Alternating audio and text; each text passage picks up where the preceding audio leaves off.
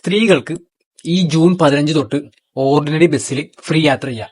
ആ കാര്യത്തിൽ തീരുമാനമായിട്ടുണ്ട്. ഈ പ്രായമായ അപ്പൂപ്പന്മാര്, അല്ലെങ്കിൽ കണ്ണ് കാണാത്തവര്, ചെവി കേൾക്കാത്തവര്, അല്ലെങ്കിൽ അംഗവൈകല്യം ഉള്ളവരൊക്കെ ഉണ്ടാവുമല്ലോ, നിത്യരോഗികളായിട്ടുള്ളവർ, അതായത് ക്യാൻസർ, ട്യൂമർ, അങ്ങനത്തെ സ്ഥിരം നിത്യരോഗികളായിട്ടുള്ളവര്.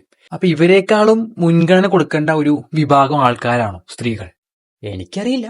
ഇപ്പൊ സ്കൂളിലും കോളേജിലൊക്കെ പഠിക്കുന്ന പിള്ളേര് കൊടുക്കണം വർഷത്തിൽ 110 രൂപ കൺസ്ട്രക്ഷൻ ഫീ ആയിട്ട് 110 രൂപ വർഷം കൊടുക്കണം. ഇനി ചിലപ്പോ ഫ്രീ ആയിട്ട് കിട്ടണോണ്ട് ചിലപ്പോ ഈ ഓസിന് കിട്ടിയാലും ആസിഡും തിന്നാന്നുള്ളൊരു കൂട്ടം ആൾക്കാരുണ്ടല്ലോ, അങ്ങനത്തെ ഉള്ളവരാണോ? എനിക്കറിയില്ല. അല്ലെങ്കിൽ നിങ്ങൾ പറയണം, ഞങ്ങള് അംഗവൈകല്യം ഉള്ളവരെക്കാളും പരിഗണന കിട്ടേണ്ടവരാണ് ഞങ്ങൾ സ്ത്രീകൾ, നിത്യരോഗികളെക്കാൾ മുൻഗണന കിട്ടേണ്ടവരാണ് ഞങ്ങൾ സ്ത്രീകൾ. അങ്ങനെയുള്ളൊരു മൈൻഡാണ് നിങ്ങൾക്ക്. ഓക്കെ, നിങ്ങൾക്കത് കിട്ടണം.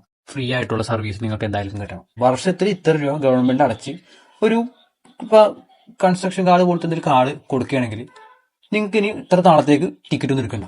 ആ രീതിക്ക് നോക്കണം. അതല്ലാണ്ട് ഫ്രീ ആയിട്ട് കൊടുക്കുക.